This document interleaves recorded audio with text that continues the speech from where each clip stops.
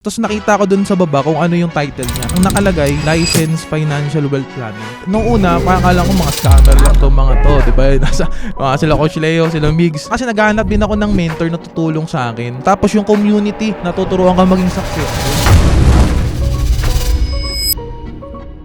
Napa-convince ako na ma-reach out sila. Nung nakita ko sila magkakasama. Nakikita mo sila sa TikTok. Oo, magkakasama pala sila Coach Paolo Castro, Coach Migs Flores, Leo Ardina, Coach MJ Aguilar, lalo na si Coach Ras na. Shoutout kay Coach Raz. Sabi ko, gusto ko ng ganitong community. Yung magkakasama sila. Nagkaroon ng CEO mentorship programs. Kala ko, tuturuan ka maging CEO. Pero better pala dun yung nalaman ko. Nalaman ko na nagtitrain pala sila to become a licensed financial wealth planner. Parang nung sinabi niya sa akin, ay gusto ko yan. Na-manifest mo na. Oo, for me parang nag-connect yung dots. Nangarap lang ako, parang gusto kong ganito. Ito yung gusto kong gawin. Talagang binigay rin.